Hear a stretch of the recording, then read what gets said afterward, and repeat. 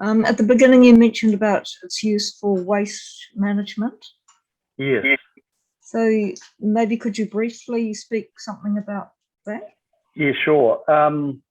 It's been used, and in fact, we've used it on dairy farms to treat the effluent pond. And so what happens is, waste is basically organic matter. It's either organic matter and at various thicknesses, but it could be organic matter in water, or compost. We're currently using it in Christchurch at in the city composting plant, and they came to us. Actually, we did trials with them years ago, and we showed a good result in terms of the compost was we got a more complete compost and so on, but they didn't take it up at the time, but they've just taken it up recently because they're getting a lot of pressure for odor problems. So they've been using EM in the compost in Christchurch now for about 6 months, and they're quite happy with the results. So they, of course, you can imagine they're going through quite a lot of product. They're taking between 4,000 and 6,000 litres a week on the composting. That's how huge it is down there. But that's the expanded product, of course. Yeah. Any other? Oh, was there any? Some of the other waste. So, like overseas waste management in intensive animal situations like pig farming or chicken farming, it's been used a lot, and mainly to control odor and reduce the pathogens that build up in the litter from the dung. So those are the main things. Wastewater, mainly to benefit or to reduce odor, but they also show that it reduces the solids in the wastewater, because the microbes, of course, they're just treating it like organic matter. It's food for the microbes. So that's how it works. So connected with that, I wonder if it might have connected with that, I wonder if it might have a use for intensive dairy farms. I've just recently seen quite a few emails pushing the government against intensive dairying because it lowers the water quality and doesn't do any good to the land at all. Maybe that hasn't been studied yet, but it seems like the next step from pig farming and chicken farming, except that it's different in New Zealand because they're not held in they're just out in the pasture. Yeah, I mean, we have some dairy farmers that are using it, but the problem with dairy farming is the issue they have is they don't like spending money on they not all dairy farmers, but some dairy farmers don't want to spend money on waste. They see it as not productive for them. But if they can turn that around and consider that the waste is actually a valuable resource and use it to replace some of their fertilizers, then that's the best way of using it. Mike, I get the point that there's a whole lot of bacterias, and a lot of the cases they're sourced locally, varieties and EM. Yes, could you explain what the different types are? Yeah, that's right. I didn't say much about that, did I? There's sort of, would say, three main families. When Professor Heger started, he talked about 80 species. Now we're talking mainly around 10 or 11. Like the microbes that are in EM, I'll just call about this there's phototrophic bacteria, which you don't know so much about, but it reacts, it grows on light, and it's also known as photosynthetic bacteria, but it's a key one in EM. Then there's lactic acid bacteria, and we know that from yogurt. And then there's yeast, and we know that from bread making and wine making. So there's two families there that are very much in the food production or the food manufacturing area, and have been around for a long time. And within each of those groups, there's different species. And then there's also actinomycetes, which you see in that'll be produced in compost and things like that when you make compost. So they're the sort of main species. Now, the EM, the microbes are, those microbes, you can find them anywhere around the world. They're not exclusive to New Zealand or exclusive to any other country. So they're widely around the world. But the microbes, we don't import microbes.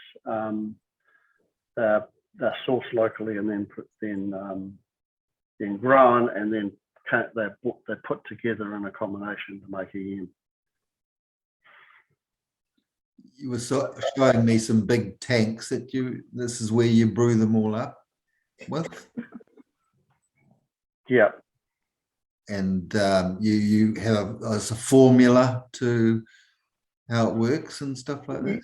Yeah, we work very closely with Japan, so they give us the know-how, and they do keep a little bit of secrecy around some of the techniques because it's their IP, but we're okay with that. We do actually pay a bit of a royalty for the privilege of making it, and for that a technician comes over from Japan every year, although he hasn't come for the last 2 years because of COVID, but we've managed to do it anyway. And then any money, the theory behind the Japanese organization was when a country got up and running and making their product or making EM and selling it, then a royalty would go to help countries that were just beginning. So the money was then taken off, and that's the philanthropic sort of approach. I had a question, and it's a side thing. I tried growing some vegetables in containers this year, and I've just had some shaggy ink caps come up, which I've never seen before, and I see that they're edible. And I had used some of your EM earlier, and I just wondered if there was any connection, or whether it's sounding good or not good, or... Yeah, yes, there is a connection. I remember, like, one of the things about EM is that, you know, there are thousands of species of bacteria and fungi. So EM doesn't cover them. You know, it doesn't cover covers a small percentage of them. But what and I've seen this study done before. The EM technology tends to promote the growth and activity of other microbes. So it seems to be like almost it seems to kickstart a more diverse population of microbes growing in the soil. So it creates an environment that others come in and grow. And I've seen that very thing that you've said. I've seen mushrooms and fungi growing after using EM, quite common. Right.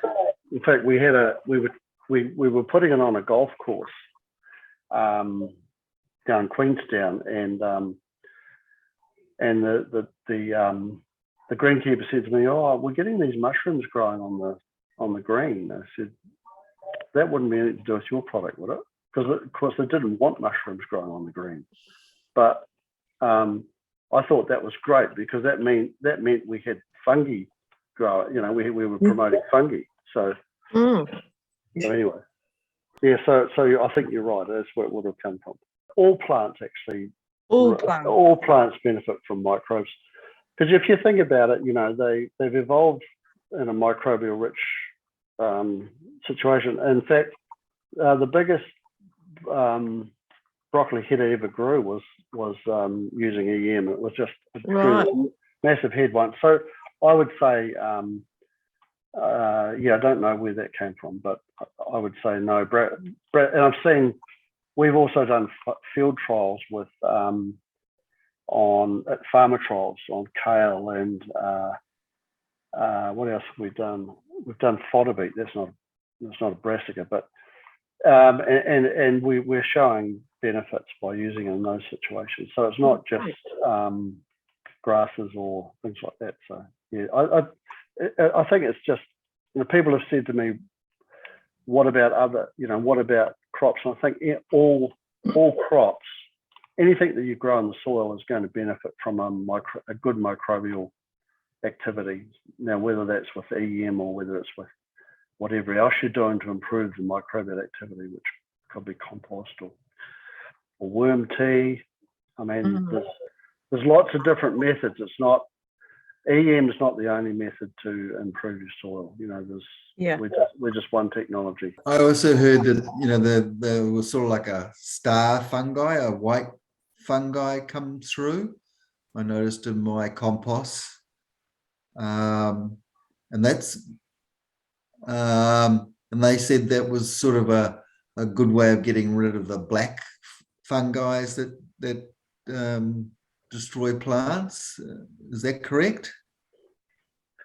Don't know about that. I know white fungi is generally regarded as good. And one of the things I often see when I've applied, in particular, I'm not sure if any of you have been used the bokashi system, but whenever I bury bokashi, all our food waste here is put through a bokashi system and into the garden. And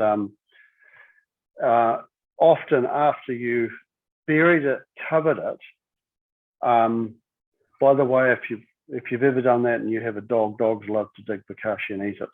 So what I do is I cover after I've buried it, I get a piece of bird netting or something and just cover over. The dogs can't get in. But you quite often see a massive white mycelium growing on the soil surface after you've done that. And it's coming from that bokashi food, fermented food, starting to break down, and it spreads up into the top of your soil. It seems that there's a bit of a resistance to the use of EM by larger organizations and profitable organizations. I heard what you said about the giving of the technology to poor countries, and I think you've done a lot of speaking with with the lunatic fringe like us. But with the real hard-nosed business people, is the EM science finding it hard to have an agreeable acceptance by cost accountants, or people in authorities like city councils and all that? What is the resistance to the use of EM? Is there? I'll leave you to answer. Okay. Well, initially the criticism was that there's not enough scientific evidence. That it's where is the science? That was the initial criticism, and so and the way the Japanese people spread it, EMRO, was they didn't pay the scientific establishments, the universities, to do the research. They said, no, we're not going to do that. We're just going to let people take it, try it. They gave them the know-how. This is how you use it, and do your own experimentation. So, what happens with products when they get developed? is a company will develop a product and then they'll spend a couple of $1 million doing the research to prove that it works. And then they'll sell it. And they have to put that cost of that research onto the product. So it makes the products expensive. So they took a different approach and said, no, we're not going to spend that money. We want the product to be relatively cost effective.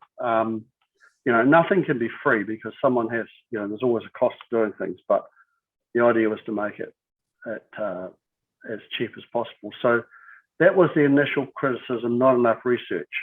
But, people got curious and people like myself and other people, we did the research and we managed to do the research and combine it in already programs that were running and so now there's a lot of research that has been done. So that criticism about, there's not enough research, it's less an issue. And there is a lot of research out there. I could pull up, I could present about 20 or more international publications on it without any problem at all. One of the issues though is that because it's such a wide, it has such a wide scope of use, it means you're always lacking you're always lacking a lot of research on one topic. For example, if it's used in waste situations or something, and then at the other extreme it's used for growing tomatoes in a glasshouse, those research papers are not going to be considered the same. They're different topics. So, and the other thing I think the resistance is, big corporations fight it because they can't make any money out of it. They can't make money, so that's why they discredit it, or because it's competing with some of their products, and so yeah, that are probably the two or three main reasons why it probably has been. It hasn't been taken up so much, but it is we're just starting to get a bit of traction, like the City Council down here using it. And we've got another compost plant up in Wellington that want to start using it. Yeah, but it's been a long, slow process, really. Yeah, and I've been involved now for 20 years, so I've seen that long, slow process. So how many farms do you estimate you've you would have helped out in there? The way we operate now as a company, because we started as a charitable organisation for many years, as I said, and that was promoting using demo farms. I couldn't tell you that offhand. The way we operate now as a business is we sell online through our website, but we also are working with a number of companies, and we sell. Well, there's probably at least three ways. So we sell directly to farmers and gardeners like yourselves, and then we sell to some companies that take EM and make their own products, and some of those companies call it a totally different name, but they're using EM as one of their active ingredients. Then we have other companies that we make products for, and they sell it under their label. And then we have people. We have vineyards and farmers that are buying it. And the other area that we go is we sell it to fertilizer companies. So we have a number of fertilizer companies, not the two big ones, Ravensdown and Balance, the two biggest fertilizer companies in New Zealand. They don't want to know us, but we're selling it to some smaller companies, and those companies are more organically minded, and they tend to use natural fertilizers, and so they want to use the EM as a helper for their fertilizers. So they're the main uses, the So there's several ways of selling it, but so it's pretty hard for me to dictate, you know, how many farmers we're getting to.